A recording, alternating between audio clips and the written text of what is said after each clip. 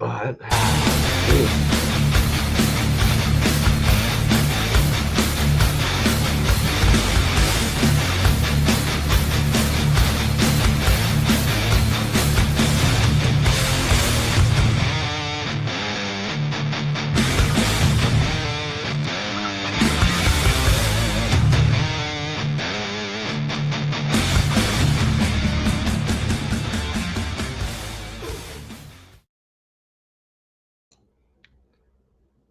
ahoy hoy.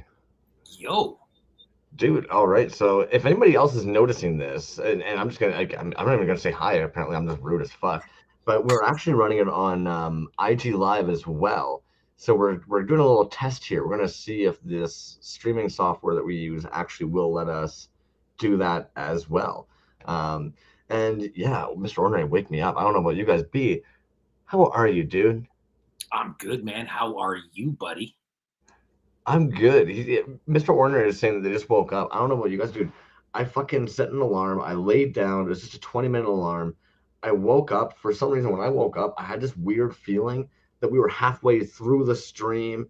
I start panicking. I'm like looking at the clock, I'm looking at my phone. I'm fucking checking the messages. I'm trying to see what's going on.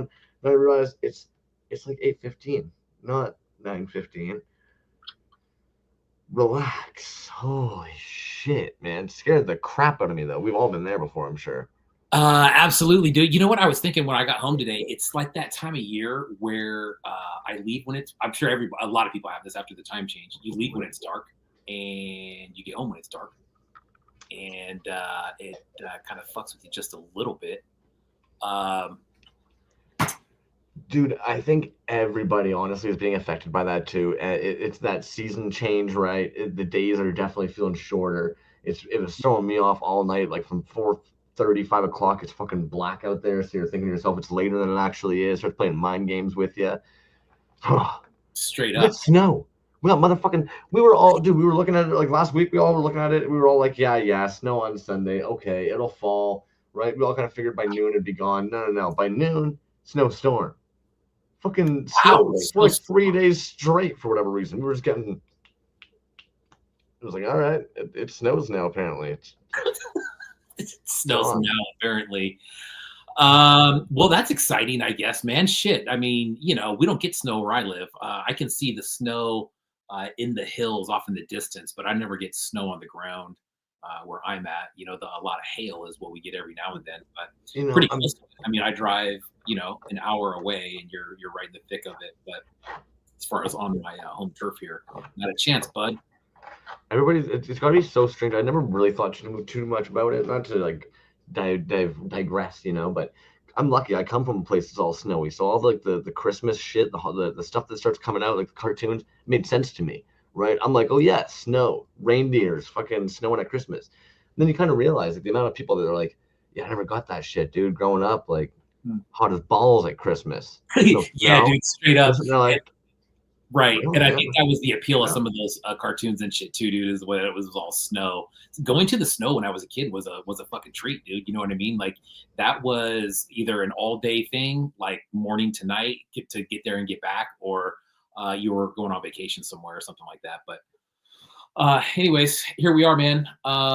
It's great weather out here right now. It's supposed to start dumping this week, but Suki, what's up, dog? I have a stack of messages to return from you, my friend. Not ignoring you, just busy. New lights, not new lights, dude. New computer and new internet. Suki and I were actually talking about new internet, I don't know, 150 episodes ago, and here we are, man. We did it. Huh. You're smooth as fuck tonight, actually, man. Yeah, You're crisp, you're bright, you're moving really nicely. What shirt are you wearing? That thing's fucking beautiful. bro, hit up Monster Bloodbath for one of those bad boys. Bam, dog. Bam, Oh, dog. Ooh, yeah, it's that's fresh. fresh, dude. Straight up. Monster Bloodbath, my boy Pete from Philly, hit that dude up. I snagged that at Assembly Required in Philly a few months back, and dope, man. Very nice, very nice fitting shirt. And Pete's That's art. This is all Pete's art, dude. Of course. well, honestly, great placement because I know Dre will forever now live as like the chafing nipples king, talking about the graphic on the tees. And I can tell with that guy, it's like they're perfect. It's right in between. It's in your cleavage, you know. There's like a so there's no rub issues there. That's a great shirt layout.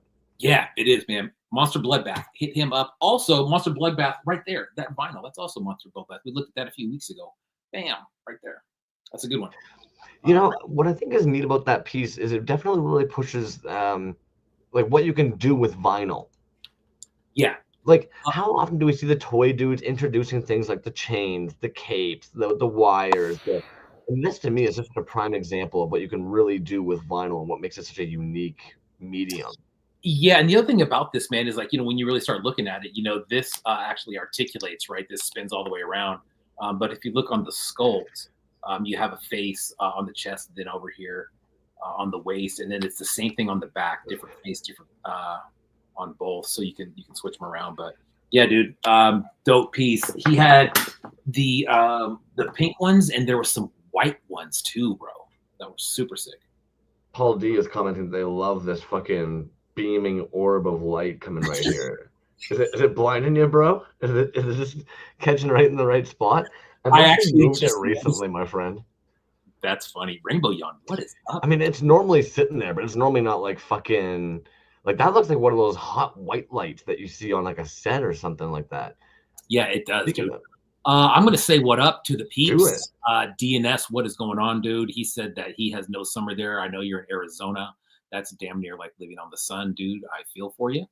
Jimmy Folks, what's up? Mr. Ordinary delivering the good news. Johnny Bro, what's up, man? We're gonna look at some Brulio Toys pieces tonight.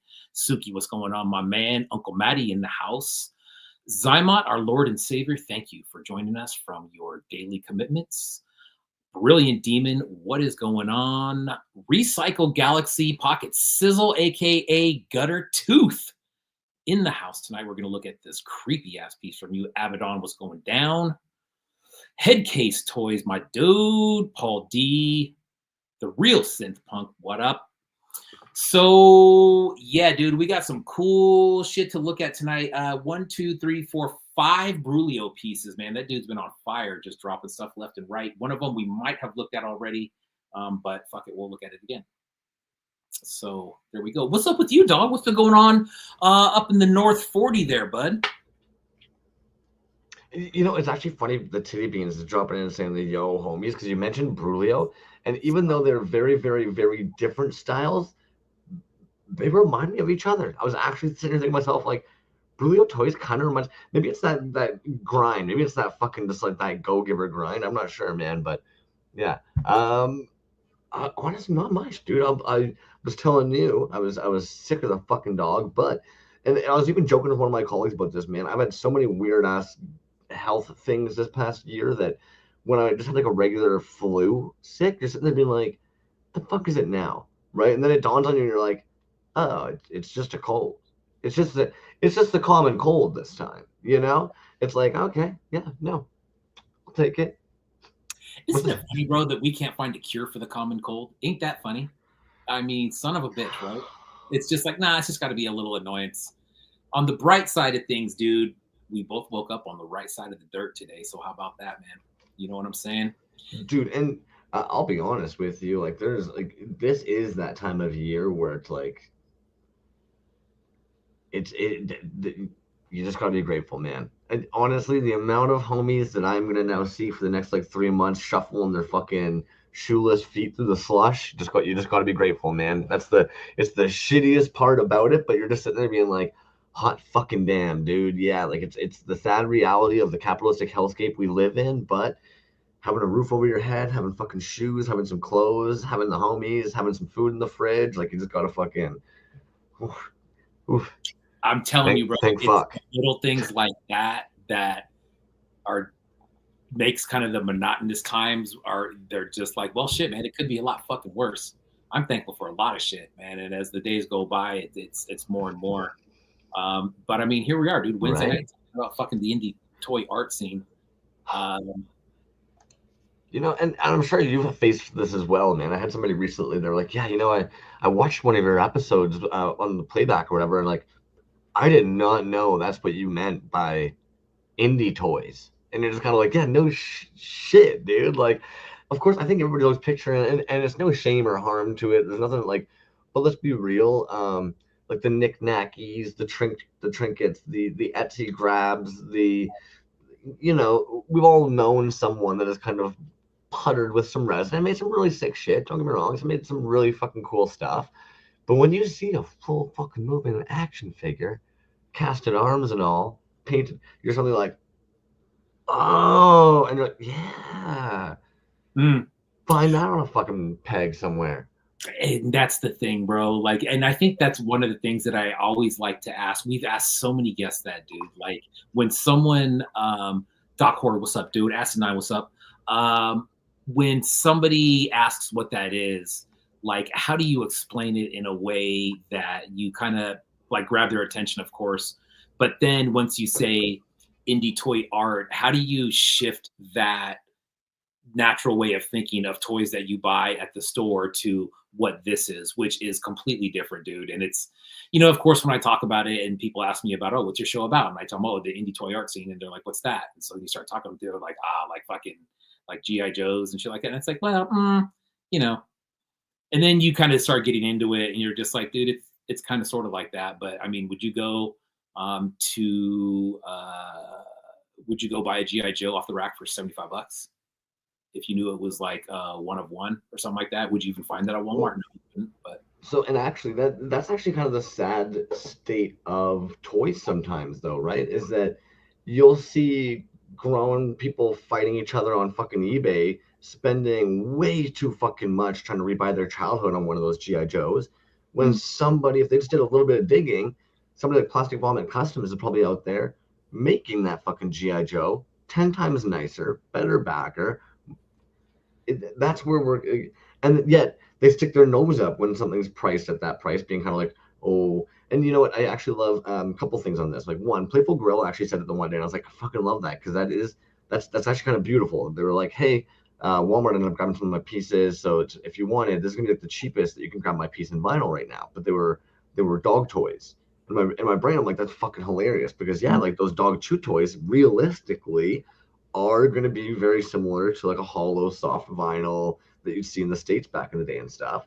Um, I kind of like that ended up being the case, man. It is kind of like a funny commentary that it's kind of like vinyl mass produced, carried out Walmart for your dog mm. is affordable. Even though this fucking fantastic artist made it, that same artist tries to sell their work online and people, oh, I don't know. And it's just like, how do you, Yeah, dude. I think it really a lot of it depends on how your brain interprets what you're seeing or what you traditionally think something is. But the hard part is to think of what you would think of it as traditionally of, and then think of it in the way that we think of it, at least in this space here. And it's a totally different thing, dude. That's when you're just like, God damn, dude, these guys, girls, everybody involved are artists in some way or another. And it's no matter what you're doing digitally, wax, I mean, vinyl, resin, whatever it is, wood, we're going to look at, motherfucking teeth, we're going to look at tonight. Um, it's art, dude. It really is, man. And I wish people would just kind of be open to that a little bit more, that it is art. But I mean, shit, dude, we're on a fucking quest, dude, to change people's mind. I think everybody in this room is, like it's one at a time, man. It's one show at a time. And it just keeps going, dude. It's not getting any smaller. I know that much. You know what I'm saying? dude, Wonder Goblin posted something recently, and I actually loved it because we hit that all time where we don't want to like crap on anything. Every medium is welcome or anything. But did you see this? I'm actually just gonna fucking share screen it too. Um, and hopefully I'm not going to try and read all of it. Hopefully some of you in the chat here will just go and read this post because I think it's actually just genius, man. This is again, I ask questions whether my work is made by AI or 3D printing. My answer is always neither. I make it with my hands. The response that follows is generally a look of disbelief or worse, confounded, does not compute stare. It's unfortunate that artists who still find joy in working traditionally have to go through such efforts these days in order to convince others how we create. Please understand, I'm not posting this to poo-poo on what you may find enjoyable. I have a lot of friends who prefer to sculpt digitally, and of course, there's nothing wrong with that. It's just not how I work. I spend a lot of time doing what I do because I thoroughly enjoy the long hands-on process of it. When I was reading this, even I was thinking about fucking Last Resort Toys, man. Those 4 times ups that they do. it's kind of that same thing. It's like, yeah, we're kind of at a point with the technology available and everything that they could actually 3D scan those diner erasers. They could pop them into a program. They could actually enhance them. But there's something about being a creative, and I think Dove even said it too. Like you have to. You have to do it. There's something that's so fucking alluring and titillating about actually handling these materials and actually making it by scratch. And for some folks, like you have to do that. Make however you have to make, I guess. But how did we get here? I yeah, yeah, you're right, dude. And just to take off on that, we that's when we started talking about like magazines and zines and shit coming out. That's kind of a tangible thing, which kind of, dude, I think it's kind of disgusting that we think of tangible things like that as vintage at this point. But that just, I mean, that's kind of where we're at in history. You know what I mean? It's just kind of a funny thing now, but there is some nostalgic to it, which is funny, dude. You know what was funny? I saw the other day somebody. I was reading this article and they were talking about NFTs. Remember how fucking stupid those things were, bro? And they were showing that one of a monkey, right? They're like, this NFT, nobody else can get it. Yeah, bro, right? And how much this dude like sold that or bought it for originally? An ungodly amount of money, dude. Like, let's just say it was $800,000, which probably isn't that far off. And he sold it for like, he still got good money for what I think of a regular Joe citizen. I think he got like under 50,000 or maybe under 100,000 for it, but the depreciation value was fucking immense, right? What I really think the irony of this is they're showing you a picture of the NFT and they're saying nobody else can have this. There's only one. And I'm like, screenshot, motherfucker. Now everybody has it. Like, what do you So mean nobody else has it? so that's what kind of jokes is. This is the damaged one that I was doing ghost painting at one point for these Mm, dudes who were 3D printing out those Bored Ape Yacht Club pieces or whatever, right?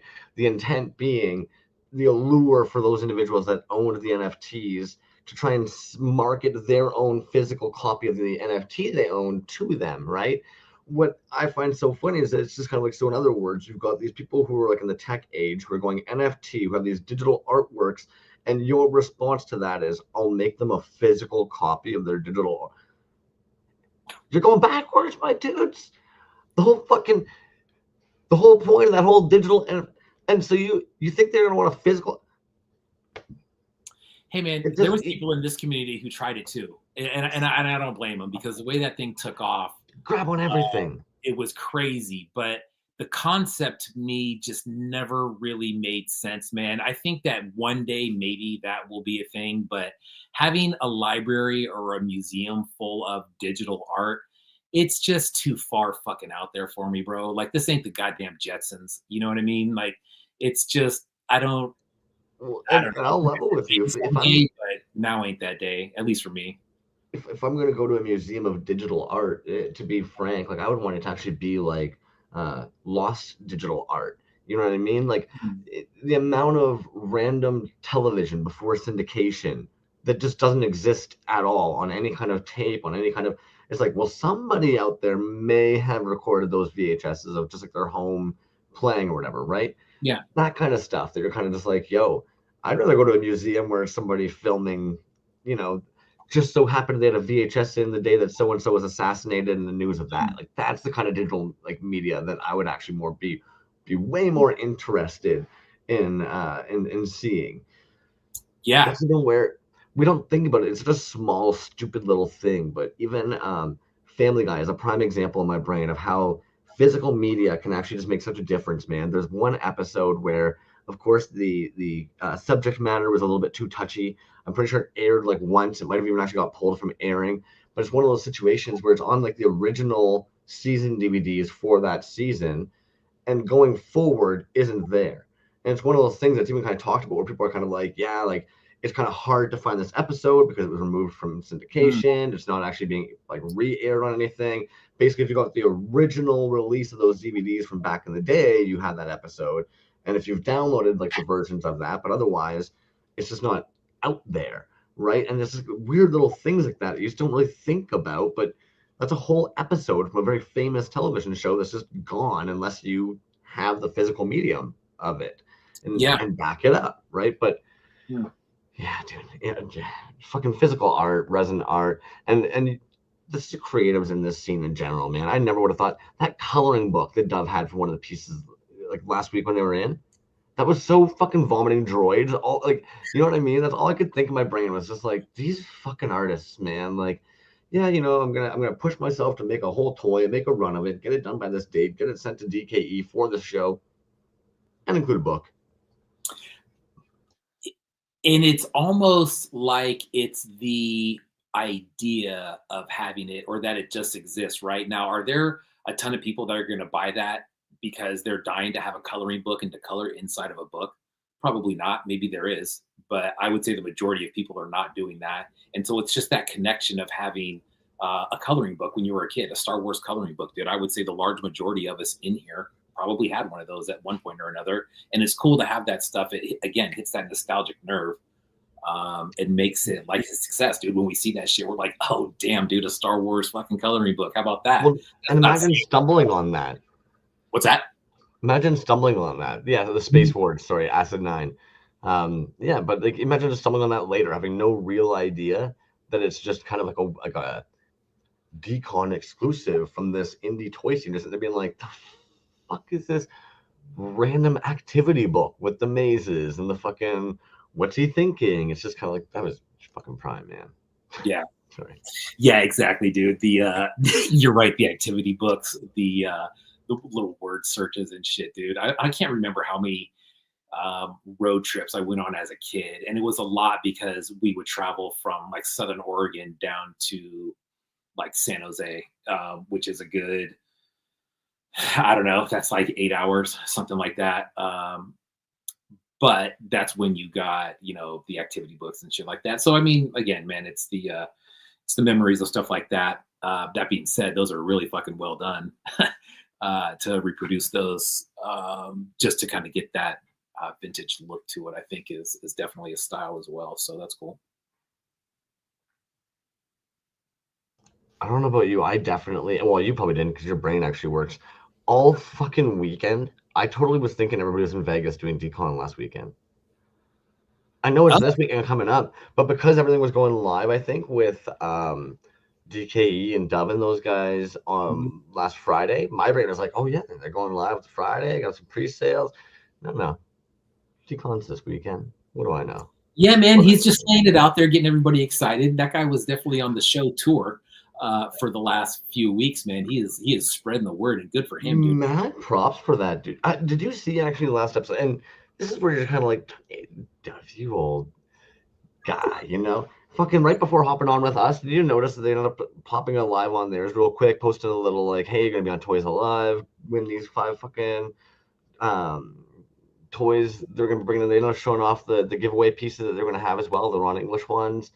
Yeah, did And you it? see my smooth move after that? He wanted to No. collaborate on that post, and I accepted it the day after he was on the show.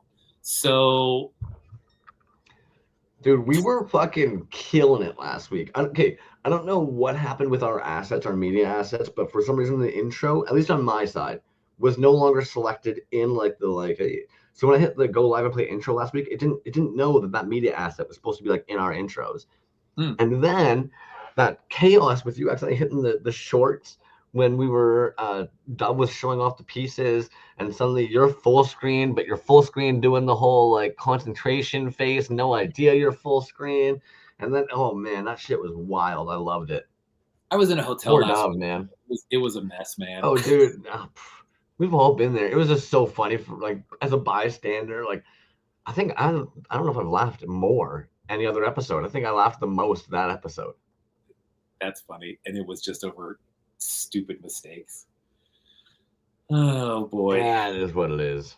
is what it is, man. Um, Dude, where should we start? We got a lot going on. We're 25 minutes in already, man. We got Yeah, I was gonna say, pieces. what do you mean? Where do we start? 25 minutes in, we've started, my friend. We have been, That's true. yeah. Would you want to show off some toys you got over there? Is that what you're thinking? Um, yeah, we might as well, man. We might as well dive Hey, in and just kind of see what's up. I'm Um, actually curious. Before we do, Yeah. I'm curious if you know what the fuck this is all about. I feel like out of if anybody is to know, you'll know. I, and maybe I've just missed the tease.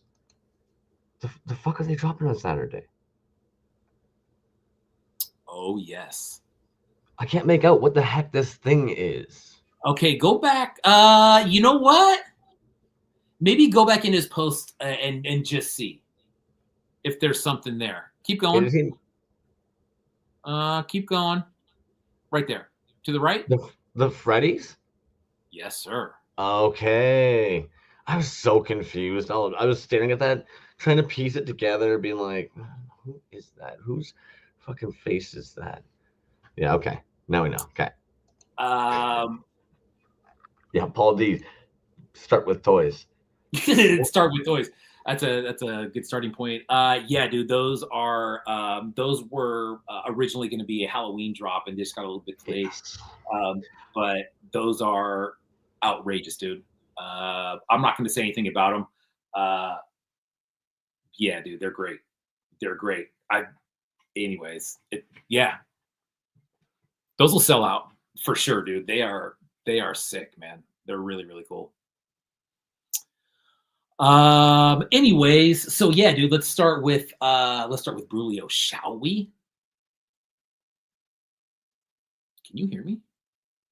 Yeah, I didn't realize I was mute when I said do it up. Do it up. Let's show some Brulia. Oh, you were on mute. That's why I didn't.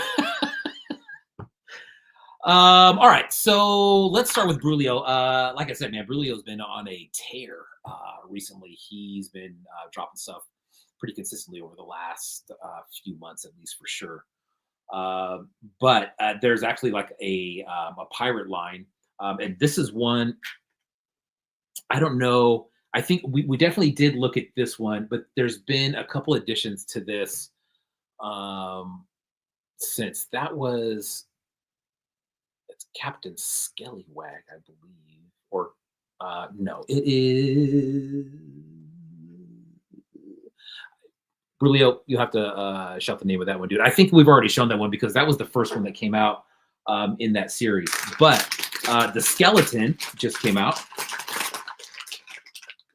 which is also 3.75 scale and super nice, dude. The finish on it is super clean. But goes nicely with the Captain Bones. There you go, dude. Thank you, sir. So, bam, you have this guy. And then this one, I don't know if we looked at that one yet. Um, but that one is Skellywag, is what that one is. But that line, so you got these two, and then this one. You can see, man, that is a sick line that he's got going right there. Damn, man. Bro, that's what I'm saying, man. Like That's a lot of fun. yeah, it's just they're super consistent, man. They match really well together. That right there, check out that 3-figure set, dude. I could see that lined up and together in a nice little box. Hell yeah. Dude, those almost remind me of like Playmates for adults. You know what I mean? Yeah, dude, they are What a they're very fucking set. detailed. Yeah, check this one out, dude. This headless horseman. That is dope. Look at that pose. Damn. Yo, Bruley was painting. It was always been tight, but this recent batch you have is fucking tight, man. Yeah. Yeah, dude, this one is very, very nice. He's got Grim Reapers. Those just came out. We'll probably take a look at that tab here pretty soon. But there are some Grim Reaper that just came out, and there is some of those left. So there was that one, and then this was another one. Oh man, this is weighty, dude. This has got some good weight on it, but I mean, again, the paint on that guy. Check that shit out, dude. Dude, look at my camera putting in work tonight, dude. Getting nice, crisp picture on that. I won't lie either. So originally, I didn't click an additional button to make sure that we were actually live on Toys Alive. So I checked on IG, saw we weren't. Now we actually are. What perfect time to be going live, and you're just showing off all the fucking Brulio toys. They're lined up perfectly in like the fucking profile view that you'd see on the IG live. Nice. Nice. So we are live on IG So, live? So now it is IG Live is up and working now as well, and they can see all these sick ass pieces that are going up there. Nice. So yeah, works out nicely, man.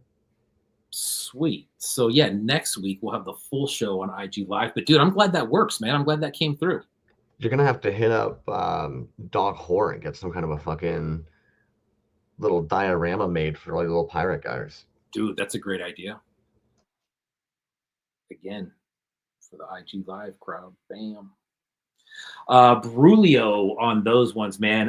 Like I said, we'll take a look at the Reapers that came out. This is the latest Frankenstein again that came out. But we'll take a look at the Reapers. Those just came out the other day. I think he said there's a couple left. Bam. Was Pikmin in there? Oh, yeah, Pikmin, what up, dude? Folklore, hey, Pikmin, take care of yourself, man. Hope you're doing okay. Sentiments as well, dude. Hope you're doing well. Speaking of that, so anyways, that was Brulio. That was 1, 2, 3, 4, 5 from Brulio. Super nice. Also, Fletcher Sandvik, bro. If you are watching, get well, my dude. That guy actually came across some electric bikes recently and was out riding and got clipped. Got clipped by a car and kind of fucked up his knee there. So if you're watching, dude, hope you get better, man. Yeah, speedy recover for sure, man. Speaking of those Reapers from Brulio, I'm just gonna pull them up here because I did sure enough have a tab for it. They're saying there's actually only 2 left now, which totally makes sense to me, man. 20 plus shipping and handling.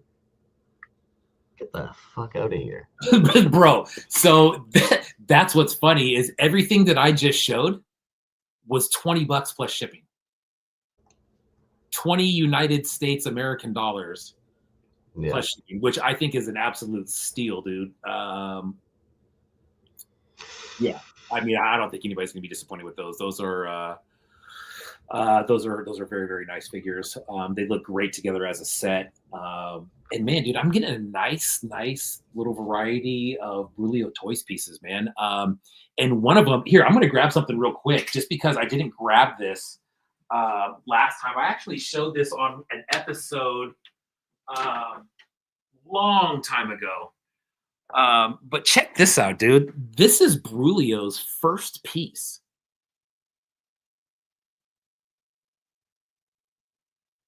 Bam. So, if I'm Nice. not mistaken, so Death and Strawberries, if you're watching, I'm pretty sure you had one of those guys kicking around, and we might have been trying to figure out what dude that was. So Brulio might know what dude that is if Yeah. they deleted it. Sure he did. This one goes back a ways though, dude. I have some other pieces from him too, but that's cool to have that one. But I mean, shit, for a first piece, dude, that came out pretty damn good. Look at fucking folklore on it like that. What's that? Just folklore on it, like barely even got it said. When you consider the delay that they normally have on YouTube, I'm like, yeah, Dean, if you're watching, you don't. Quatron. Like, what the? Fuck, man. Great nap, thanks. Oh man, Pikmin, I hope to hell that if you're gonna have to replace the lower teeth, you get big old fucking monster fangs, man. That's the only thing I expect out of all this. You better have like fucking big long werewolf chompers. yes, dude. That is funny, John. That's yeah, dude. Glad to have that. I actually have I have a few artists' very first pieces, dude, which is always Isn't that kind of wild how that happens? Yeah. You fuckers don't realize what you have. And then you give it away. Or we even talked about, remember, like molds, like people breaking up molds. It's in. Oh damn, dude. And that I think my favorite one that I have, dude, is the one from Pocket Toy Co. It was the very last. What was the Mandalorian one? The Droidalorians. Droidalorians. What a sassy piece, man. And it's yeah, I think he cut the mold up, but it's like the chest piece. Yeah. And you can just totally see it, man. That's such a badass figure. Yeah, I got it right here. Even if anybody, first droid, I'm sure it's been booted again since, but there's just something about that fucking stance of the droid that makes him so sassy. I don't know why, but I've always been a fan of that. Just kind of like like That very like stance. yeah, man. Like it just fucking works perfect. It's a good one, dude. And I think mine's the one that I have is chrome, and I think there was something that he put in the name about that too, possibly. But I remember I like the exact same thing, dude. It's a kind of like a standoffish, kind of like who the fuck are you type pose. You know what I mean? And then with the gun in one hand, but it's really cool. Yo Yo Don, what up, dope? You know, I'm just looking at it. It's very Western-esque. You know what I mean? I think that's Mm. part of it. It's almost kind of got that like very like reach for your fucking pistol kind of vibe to it. Yeah, a very kind of standoffish stance there, man. It's cool. It's a good one. Um, dude, let's look at this gutter tooth one real quick, dude, just because I want to stop it from looking at my face. I was very curious about that, to be honest with you. When I saw that it's just it's you, but it's not you. Like when I saw you had a gunner tooth to show off, I'm sitting here thinking to myself, that's very B, because B's gonna want something like that. At the same time, what morbid fucking curiosity did B end up with? Okay, so to be fair, I didn't know that this was coming. This was sent to me as a gift uh, from uh, from Gutter Tooth, but I'll tell you what, bro. Like, I think we all know that, like, when Pocket Salsa was kind of working through his um, journey, I guess we can say, right, to get to where he is now. Teeth were a thing. Always teeth were a thing, right? And for a lot of people, it's kind of like, for me, it didn't really bother me just because I don't have any actual like teeth. It was always like some figures that had larger teeth or something like that, or extra teeth would be probably the better way to say it.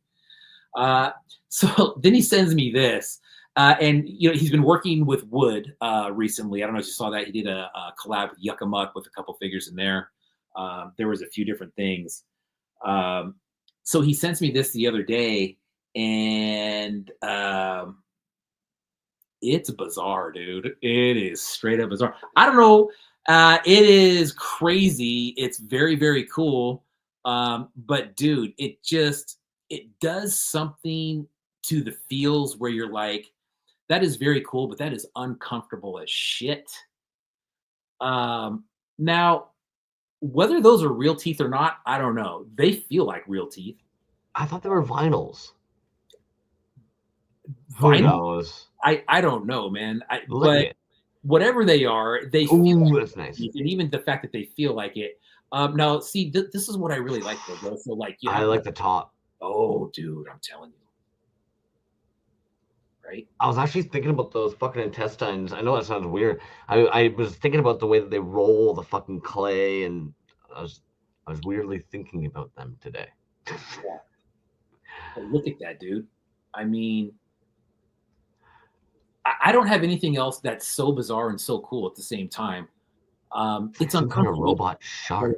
it's fun to look at, but it Yeah. gives you an uncomfortable feeling, dude. And I think that's the whole fucking point, right? Like, whether you feel something, no matter what it is, you do feel something, and it's fucking wild, man. It is nuts. Are those capacitors? Definitely off a circuit board. I would say this one looks like I don't know about a capacitor. It might be, man. I mean, I've worked with capacitors in the past, and they're usually larger cylindrical type shapes in plastic, but that could very well be. Your mom usually uses longer cylindrical plastic.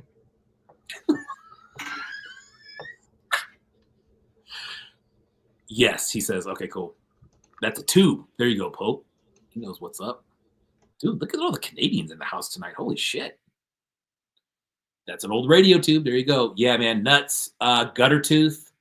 Like I said, he's been working through some stuff like this recently. And, you know, besides that, dude, is super happy, dude. We had just a brief conversation today, man. It didn't get that deep, but we were talking about kind of like his, kind of like we were just saying, his journey to where he is now, and he feels like this is really uh, a very good kind of representation of him as an artist. and the type of work that he likes to do. And I agree, man. I mean, we've seen stuff before. I mean, he started off just kind of like everybody else. I don't say everybody else, but very common to start off resin casting and just kind of duplicating figures that were already there, maybe doing them in a different, like a glow or a marble or something like that. And then you saw him like, the 3D art was there. He did some collabs, or the 3D sculpting, I should say. And it's just kind of very slowly progressed into woodwork, and now wood and teeth and electrical parts. And that's fucking crazy. So there you go. Thank you. Pocket Sizzle. Gutter Tooth. There you go. Makes me squeamish. Yes, dude, that's a very good statement. Acidine makes me squeamish too. I kind of wish that it was like a train whistle. I kind of wish that you had to put your mouth to the back end of it and fucking so that that's what's the next. Back end of it? What if it was at the front end of it and you had to fucking blow into those teeth? That'd be fun too. I don't know. It'd be something, but yeah, let's be real. If fucking Jazz had that, he'd be putting a little bit more than just his mouth to those teeth. Oh, yeah. Yeah. I like how don't even stick up for the poor Jazz. Dude's not even here. You're just like, yeah, he would. Yeah, he would, the dirty bastard. He'll see it on the replay. Yep, exactly. His mom must think we think the worst of him, man. Poor guy. I love that dude. He's the best. It's a fun piece, man. Look at some tabby doos, dude. Yeah. Let's pull some tabs, man. If anything, I feel like this one has flown under our radar with so much actually happening this past month. But did you see this? You know this was happening, right? Yeah. So check up in the top right-hand corner. What am I supposed to be looking at? I don't know what I'm looking at. The top right-hand corner of that poster, it says a recap on Toys Alive on the 26th.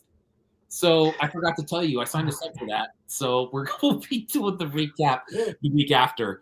But dude, I agree, man. It flew under my radar too. I was talking to Kaj the other day about Seinfeld, and he said, "Hey, do you guys want to do the recap?" And I do some research real quick, and I'm just like, "Yeah, when is that?" And then I'm like, "God, dude, we are damn near middle of November already. We are in the middle." I know you shut your mouth. I know. Yeah, the fuck happened, man. Jeez. But yeah, of course, when I saw this, I thought to myself, "Oh, okay, yeah, so we're doing that." Like, it wasn't even a doubt in my mind. I didn't even catch, obviously, that it said right there that we're gonna be doing the recap. But I figured we were gonna be doing the recap. Try and stop us. You mentioned Seinfeld too, so I have to go there. You know that fucking chicken episode where Kramer's going insane because his whole apartment's red? I think about it constantly because I don't know what kind of a weirdo lives across from me. Like I get people have those LED lights or whatever. Yeah, I get that. But there is somebody in like the fucking apartment complex, like directly across from me, right in the corner. That shit is red, dog. Red. You remember what the red was from, though, dude? From the chicken place. Kenny Rogers Chicken Roasters. And that's all I can think of every time I look over there. I'm like, that dude must be going just Kramer style in there. Because, so funny, dude. Fuck, it's red, dude. But yeah, we know like the fucking Cage and Cave shows always end up being fire, dude. There's a couple in here that I don't even actually think we've glanced over before. So it'll be interesting to see that. Like Mosquito Toy Works. Does that jump out to you? No, dude. There was actually a couple in there, and I counted, and I want to say there's right around 50. I think maybe a couple over 50. So that'll be a solid episode, man. That'll be a full 2 hours plus some. I would think. Well, if anything, we don't see them here too often in our neck of the woods either. PVC, what up? Gila. Yeah, a lot of names in that one, dude. And like I said, that one just for whatever reason flew under the radar. Well, it flew under the radar because I mean, there's been the Toy Syndicate one going on, right? So I mean, I think I've got a tab for that next year as well. Oh, here it is. So we've been kind of covering a lot, right? The Toronto Toy Riot, as well as the Toy Syndicate group that we've been trying to stay on top of Designer Con, on top of the Pikmin show as well was doing their like rallying of artists. What's that called? Like sign up forming. So it has been kind of go, man. If anybody hasn't signed up yet, I believe it's December 31st. There we go. Closing December 31st for the vendor applications for anybody who wants to be vending at the Toronto Toy Riot. And then, of course, as B was saying, 20th these go. 26th, we're going to be actually doing a little recap where we go over all the pieces like you guys have seen us do a bajillion times before and express our opinions, thoughts, all that other jazz on them. You seen these fun guys? Ooh, I did not see that. What is that? Yes, this is going to be Stone Age Madrid. All available. Buy them this weekend at Planet Caravan Fest. But it seems like they've actually been working on these dudes for a little bit. Some kind of like a soft vinyl, two-piece, glow-in-the-dark Croce ready to go. Like, that's just fun as shit, dude. Yeah, that's cool, man. I like the painted by them too, or is that a collab? I'm gonna assume that's their paintwork on that as well, man. But yeah, so nice. These are available now. I would imagine if you hit them up in the DMs, if you're not going to be somebody who's going to be going to that Planet Caravan Fest, I feel like most of the homies are pretty good about doing DM sales as well. So I wouldn't imagine it's a harm reaching out in that regard.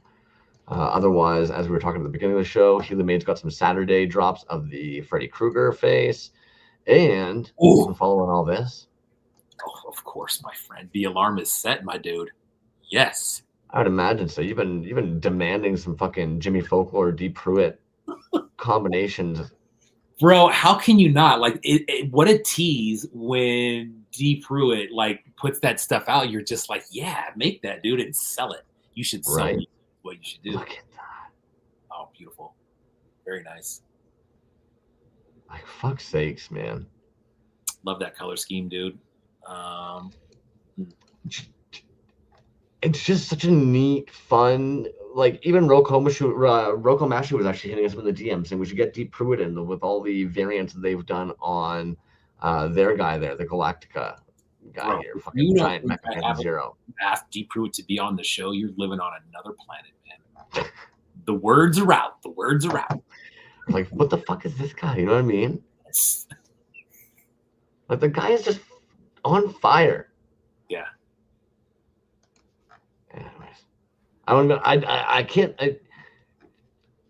Deep Pruitt's got to be 10 people. They're not one person. They remind me of. They've got to be almost like a fucking Dark Rainbow Toys. You know what I mean? Just like some dude who's just so in love with it that they're just whipping up crazy shit. You know what though, man? I feel like he was a collector. And then just slowly got into it. And next thing you know, you're like, who made that? And then it's another one and another one and another one. And you're just like, dude, where the fuck did Deep Pruitt come from? I think it's one of those things where once they realized too, like it was well received. Like I'd imagine, you know what I mean? Like you're seeing these other people do stuff on the scene. You're like, oh, that's cool. You're up late one night or maybe morning, maybe your lunch break, whatever time you're creating, you're playing in your fucking software, and before you know it, you're like, bam, yeah, I made that dude. He looks fucking sick, well polished, fucking fine tuned. Print one off, share it, and instead of the artist being like, the fuck, the artist is actually like, oh hell yeah, can I get one? You know what I mean? It's like that's a very tiptoe ground, I would say.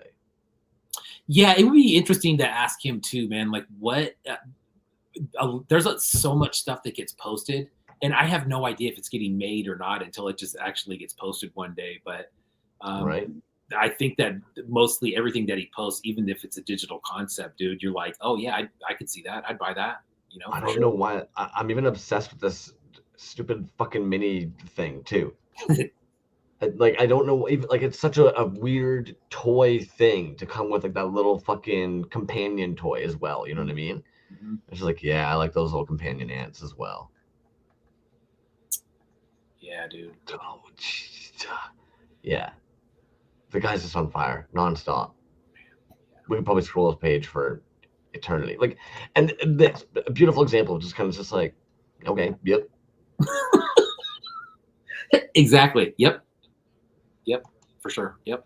Just from appreciation to final figure. Oh, this was a fun one as well when they ended up doing the fucking stuff by Steve, the eyeball guy. It's like, yeah, they're just their ability to take some like an idea and then conceptualize it into what they get is just something else, in my opinion. Dude, that redo of that was super sick. Fuck, dude. That Getting hard in skeleton this. was the first piece that he sold, which was in a run. If you scroll up a little bit right there, Yeah.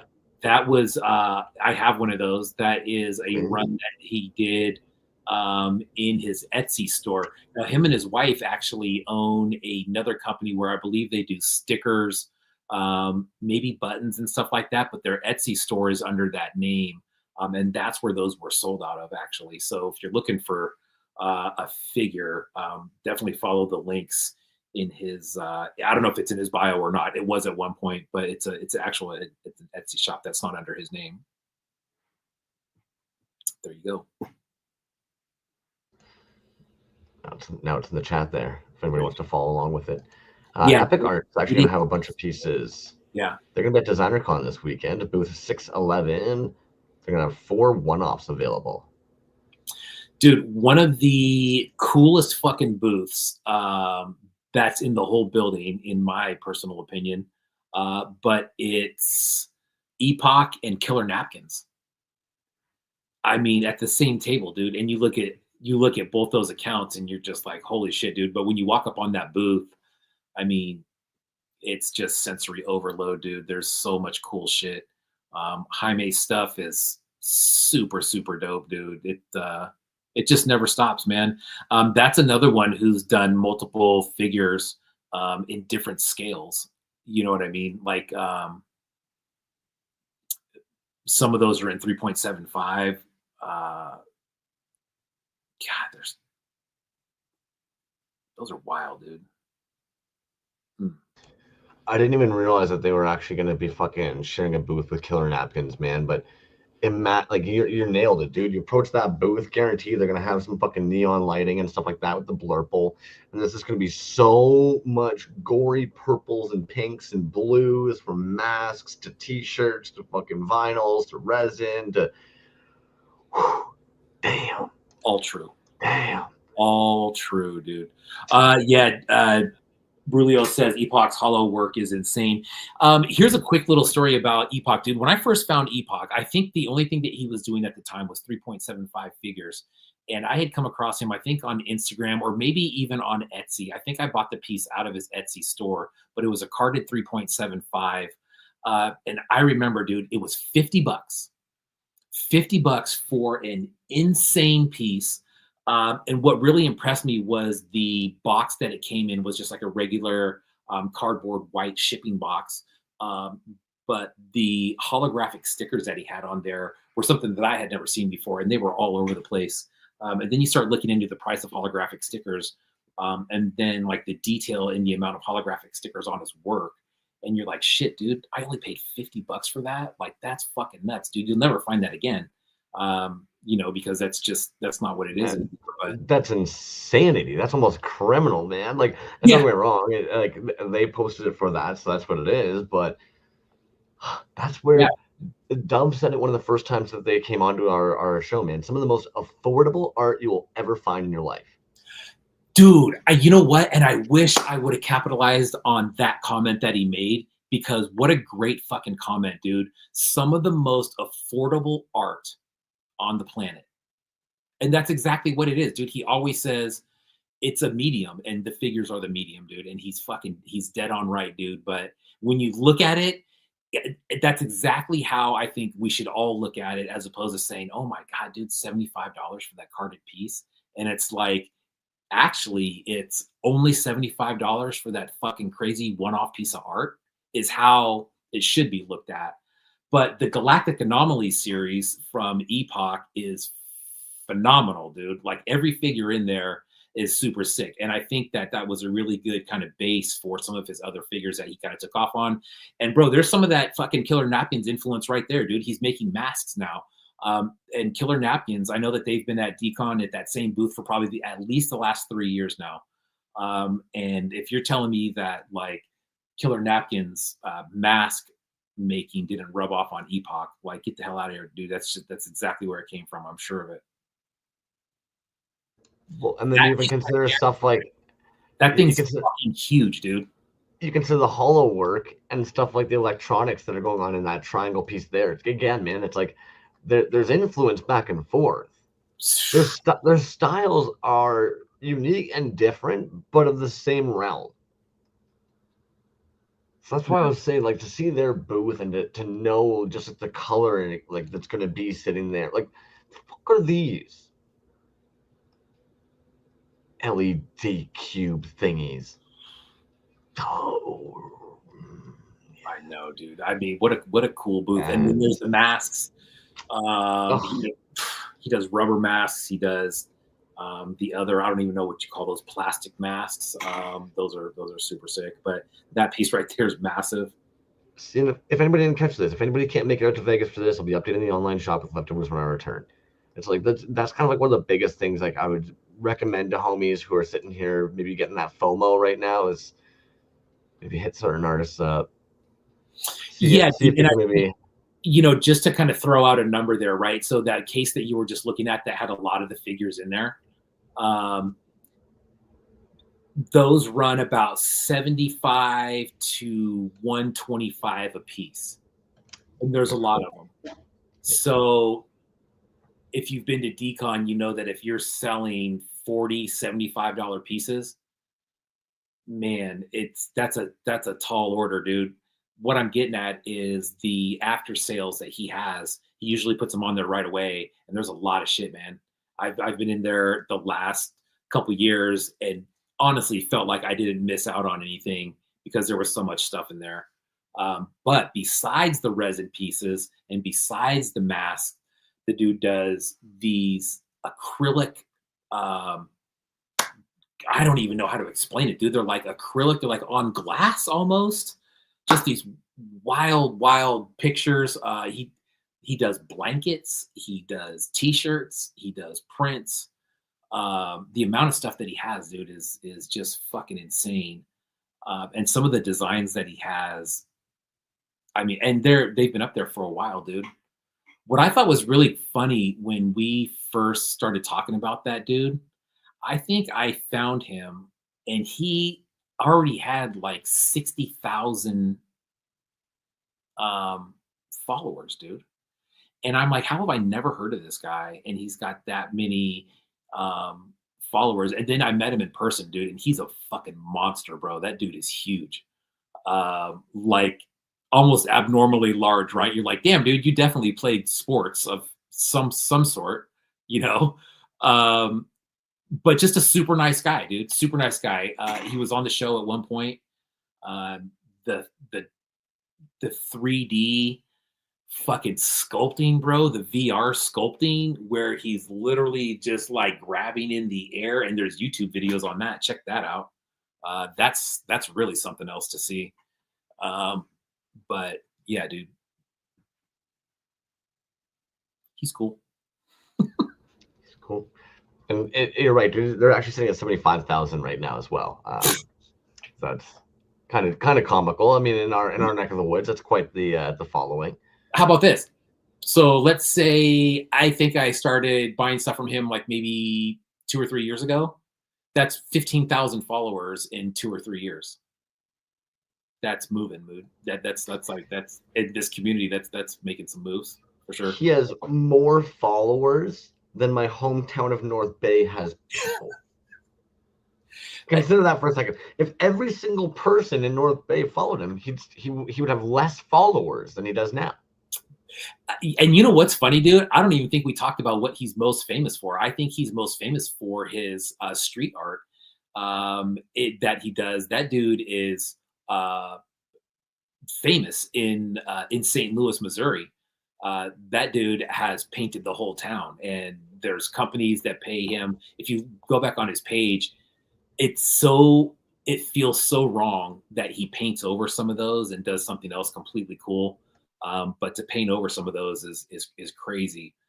The scale of his work on his street art is insane, bro. I mean, you're talking like pieces that are a size of a house. It's nuts. I do think though with graffiti, I just have to like add it in there. I think part of the process is accepting it's going to be covered, like the non-permanency of it. I Hmm. think that is kind of part of the art. So like, I don't know, man. That's even more sick. You know, it's even more sick when you see how much somebody's willing to like pour into something like that, and it just fucking not care. It's just kind of like fair. Yeah. That's And I think that's part of I don't want to say the allure of art because I think that's the wrong word, but um, like it's there, right, physically, but it could very easily not be there too. You know, it can be taken man. away really fucking quick. But then it's also sick seeing it get retaken over. You know, like I actually love. There's this one stretch, and I'm sure every city has it, where you watch the constant battle that happens, right? And the way the wall is, there's like this fucking indent in the square of it, and it goes all the way down.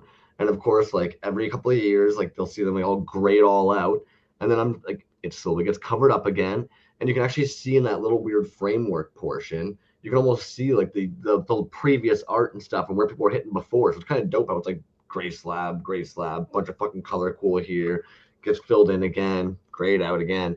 Still to this day, probably one of my favorite pieces was somebody that wrote "fuck your wall," and I don't know why. That was probably my favorite fucking piece of graffiti I've just seen, man. Just on this one big tall wall portion dividing you from where you have to basically walk up and around, just fuck your wall. And I just every time I see it, I'd be like, that person really hated it. To stop and have to write that there, like, fuck yeah, man.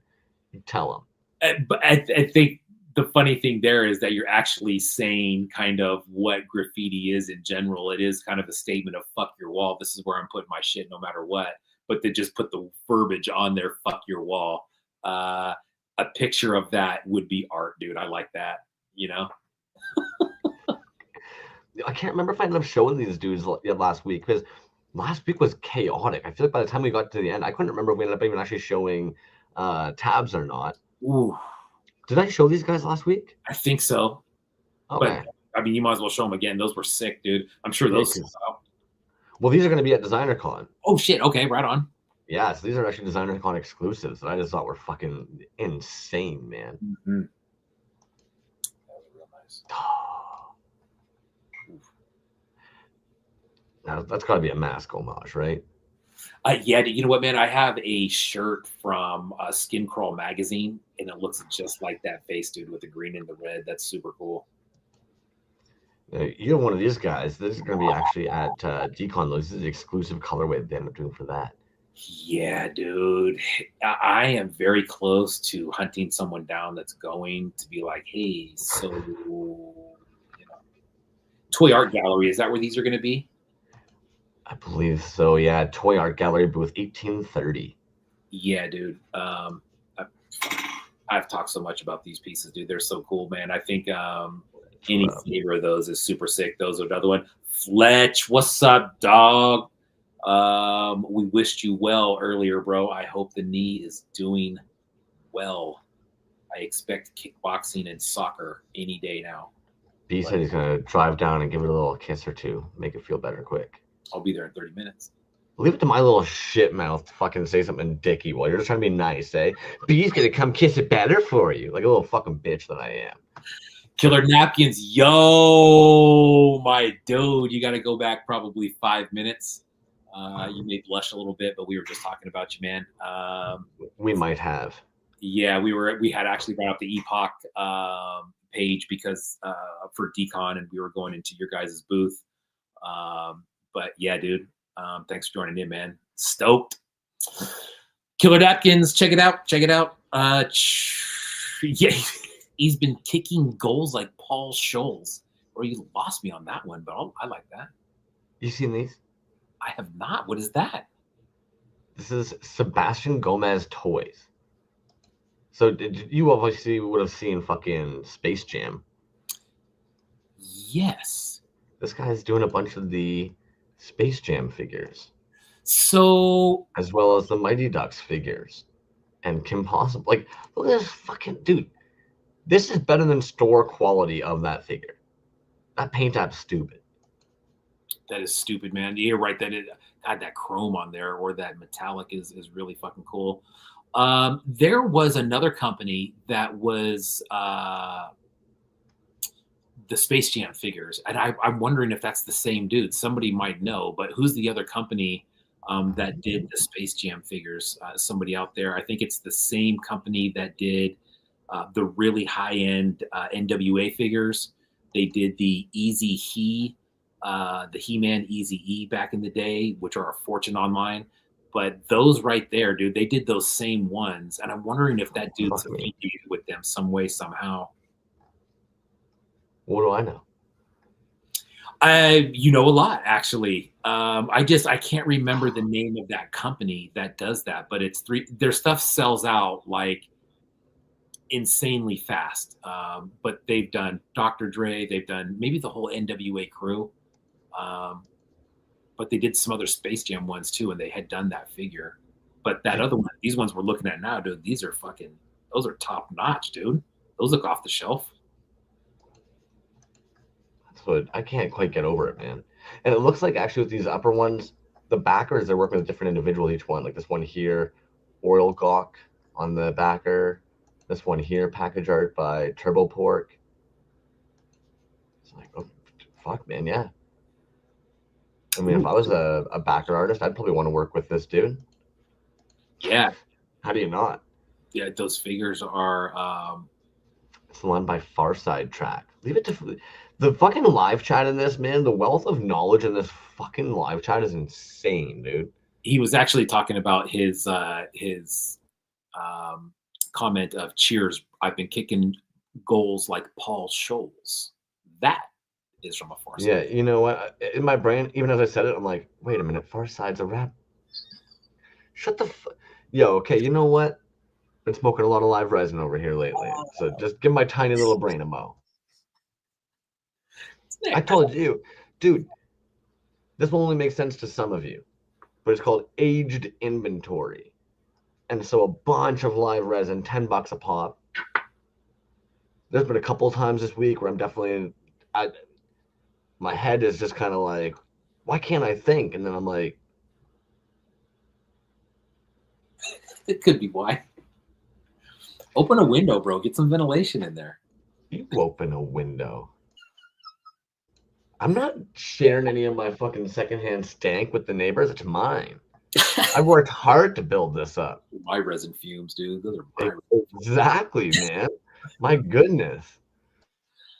Um, you want Toys. to look at something else? I got a couple Yeah, things from show some cool nothing shit. else is here.